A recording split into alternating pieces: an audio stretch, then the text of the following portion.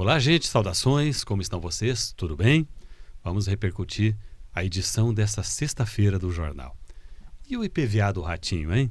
Eu acho que um bom título para essa reportagem que está aqui, fizemos até uma ilustração encomendada junto ao GPT, o Ratinho celebrando aí o menor IPVA do Brasil.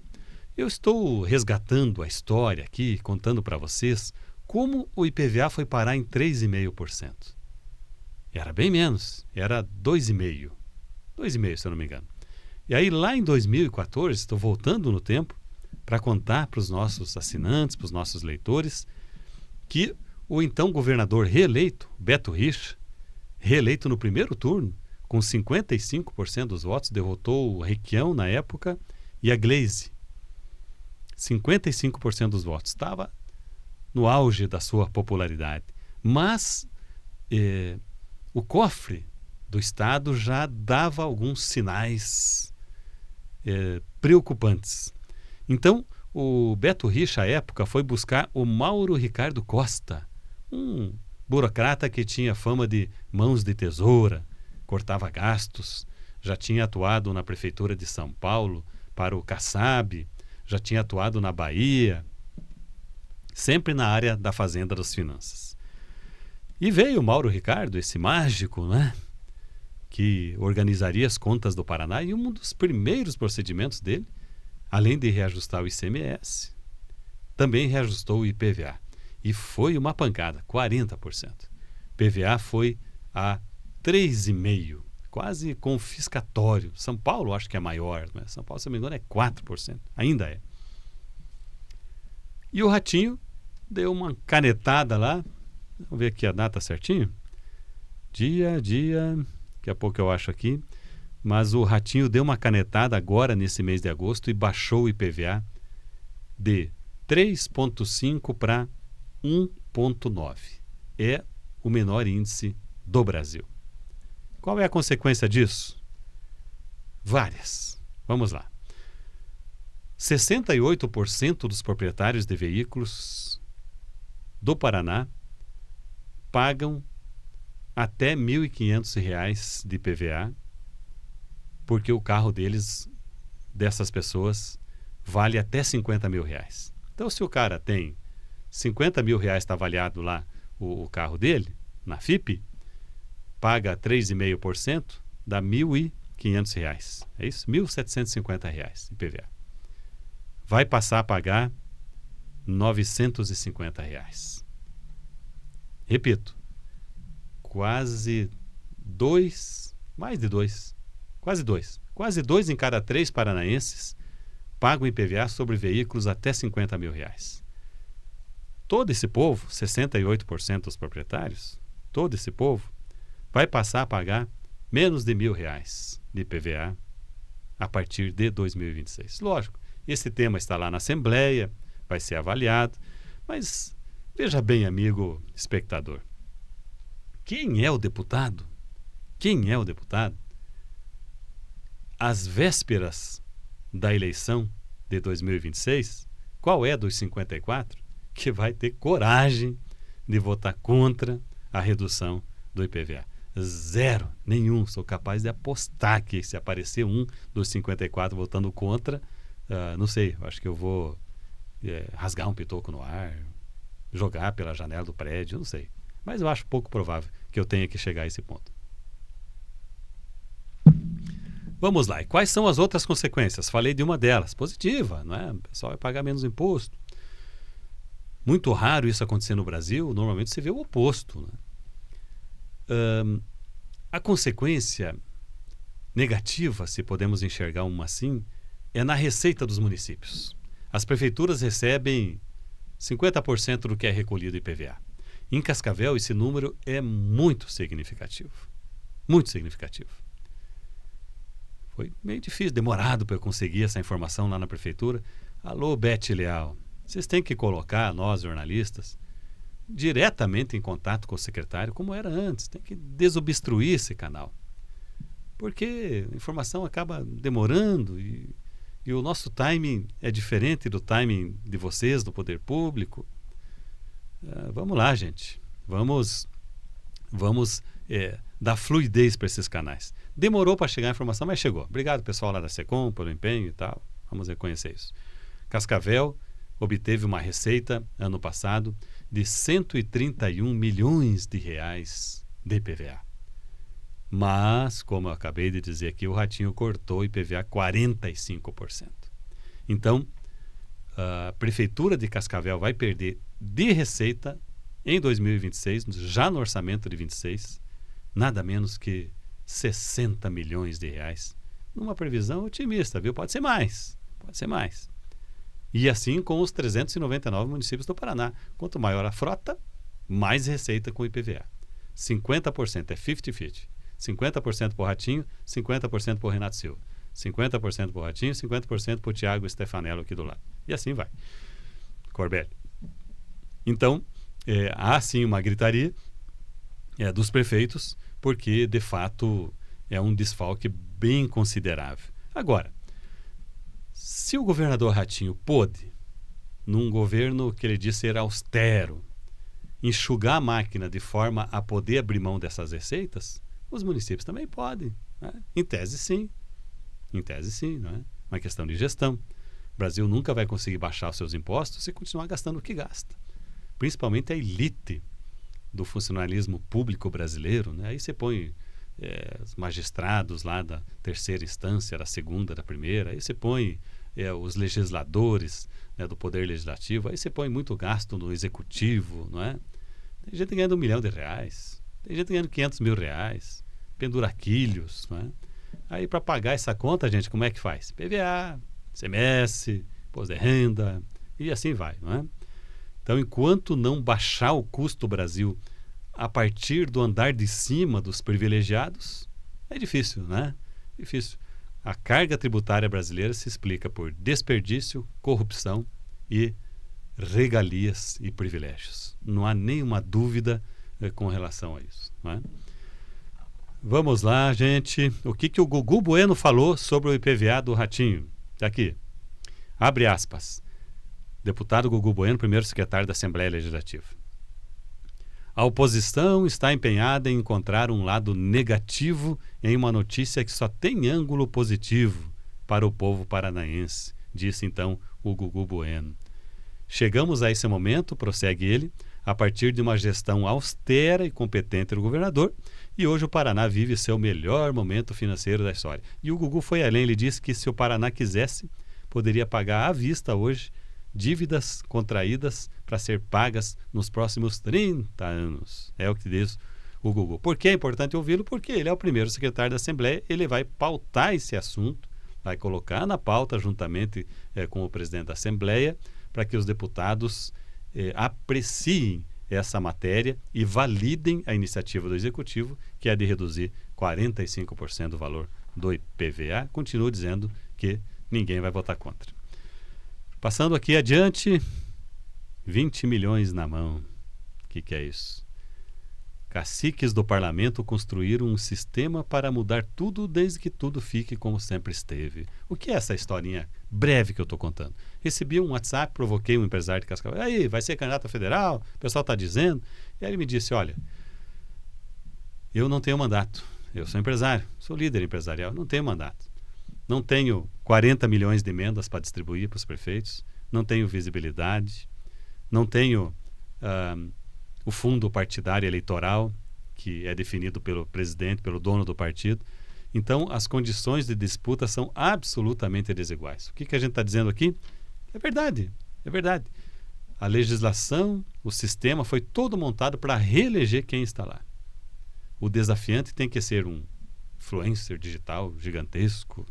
Influência analógica igual eu não serve, tem que ser um influencer digital de muitos seguidores, um cara muito carismático que talvez consiga quebrar esse sistema que foi montado para reeleger.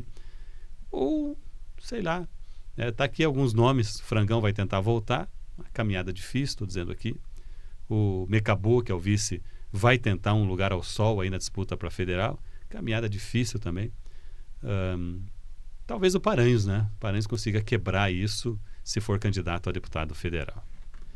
Vamos lá, seguindo adiante aqui. O Daqui a pouco a Miriam me avisa se eu já estourei o tempo ou não, né, Miriam?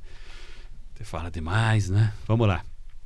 Paraná terá o primeiro anel viário de eletropostos do Brasil. Boa notícia, viu, gente? Cada 120 km haverá um carregador de carro elétrico de alta velocidade. É uma empresa privada que está trazendo esse anel de eletropostos. Haverá um aqui em Cascavel também. Um não, quando a gente fala um posto, são vários carregadores de alta velocidade em determinado local, como um posto de combustível tem as suas bombas, né? O posto de eletropostos tem também o seu espaço com as bombas, entre aspas, disponibilizadas ali para os usuários de carros elétricos.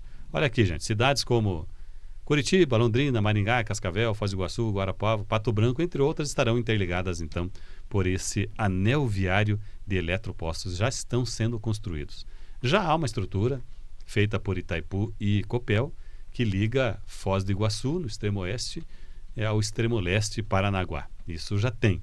Mas a velocidade ainda não é compatível, tá? A que vai entrar agora, sim, é uma carga rápida de verdade, tá?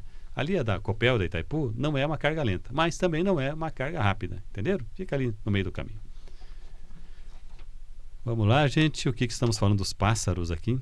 Eu fui dar uma olhada nos nomes de rua do bairro Floresta. E como eu cometi um terrível lapso na minha infância, crime inafiançável de caçar passarinhos, era cultural na época, né? Coisa feia. Ainda bem que isso mudou, né, gente? Eu tive uma única vantagem nisso, além das maldades que eu fiz. Foi de conhecer os pássaros, conhecer a nossa fauna de asas, penas e bicos. E olhando lá para o bairro Floresta, que leva nome de pássaros, encontrei algumas falhas graves ao numerar as ruas. Olha, gente, alguns pássaros que de fato temos em Cascavel devia estar lá contemplado. Cadê a rua Quero-Quero, gente? Acho que a gauchara tinha que reagir à ave símbolo do Rio Grande do Sul. Cadê a rua Tizil? Não tem. Não tem, gente. Que pena. E a Gralha Azul foi parar lá no Guarujá. É uma avenida. Fiquei pensando, por que Gralha Azul não foi para Floresta? Não, foi para o Guarujá, onde o nome das ruas são ruas de nome de flores. À frente, gente, essa questão da Igreja Católica em Cascavel, essas denúncias de pedofilia. Olha, gente, isso vai escalar para ser, se já não é, a maior crise que o catolicismo já enfrentou nessa cidade e talvez no estado do Paraná. A cada dia surgem novas informações que assustam, apavoram as pessoas. Porque já havia aprendizados anteriores que deveriam ter sido assimilados. Porque essas denúncias na Igreja Católica, também em várias outras denominações, sejamos francos, não é? Em todas as denominações há esses problemas. A católica, por ser a maior e mais exposta, já vinha enfrentando isso internacionalmente. Denúncias, pedofilia, coisa arada. E, gente, isso quando estourou aqui em Cascavel, começou com a prisão de um padre e agora já se expandiu para o andar de cima da Igreja Católica. Por ação ou por omissão. Se expandiu já para outra hierarquia da Igreja Católica local. E está longe de terminar esse escândalo na Igreja Católica aqui em Cascavel. Cada informação que está chegando, gente, coisa apavorante. Por que eu digo que já existia um aprendizado? Houve os papas se manifestando, isso já tem mais de década desse problema, e que a igreja tornaria os canais mais fluidos e que essas informações iriam circular mais rápido e que os envolvidos seriam afastados imediatamente e que investigações sérias seriam perpetradas para que essas pessoas fossem afastadas desse meio. E é bom que se diga que o todo acaba pagando pela exceção, e é o que está dizendo aqui o bispo Dom José Mário Scalon Angonese, gravou um vídeo dizendo, olha, deixa eu achar aqui o número certinho que ele coloca nesse vídeo, aqui, São 74 padres na arquidiocese, segundo aqui o bispo diocesano, homens bons e justos. Um deles deu problemas. Não é justo que todos paguem o preço de quem se desviou do caminho. Até aqui está tudo certo. Onde é que foi o problema, gente? O problema foi que essas informações começaram a circular em 2010, essas denúncias, esses papéis, isso foi abafado. Exatamente o oposto do que foi dito pelo Papa, pelos cardeais, de que essas coisas seriam resolvidas rapidamente, seriam investigadas, seriam trazidas às claras. Não foi isso que aconteceu em Cascavel. Lá em 2010 já havia uma denúncia que foi abafada. E sucessivamente, em 15 anos isso ficou oculto, embora a cúpula estivesse informada a respeito. Vão pagar o preço da omissão, não é? Está longe de acabar essa conversa, gente. Por fim, já que estamos na catedral, vamos dar um ângulo mais leve para a informação. A Igreja Catedral, vocês sabem, vai organizar aqui a sua festa. A participação da nova direção do Sicoob Crédito Capital tem a ver com essa notícia. Eu estava lá acompanhando a participação e apresentação da nova direção do Sicoob Crédito Capital na SIC, quando o novo presidente, Gisélio Linhares, disse: eu não vi o Roxinho. Quem é o Roxinho? Ele se referia ao café da manhã que a catedral ofereceu a jornalistas, apoiadores e tal, enfim, para divulgar a festa da catedral, não é? E lá estavam os patrocinadores. Estava lá o pessoal do Sicredi, estava lá o pessoal Sicoob, estava lá o pessoal da Cressol, todos patrocinadores da festa da igreja, entre outros.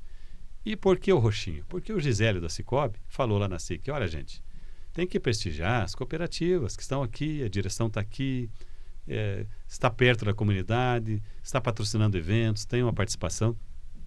E nesse contexto ele disse: olha, lá no lançamento da festa da catedral, eu não vi ninguém do Roxinho. Quem é o Roxinho? É a Fintech, né? O Nubank.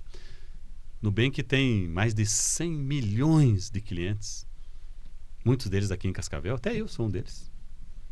E não estava lá para patrocinar a festa da comunidade. Não é isso? É isso que ele quis dizer.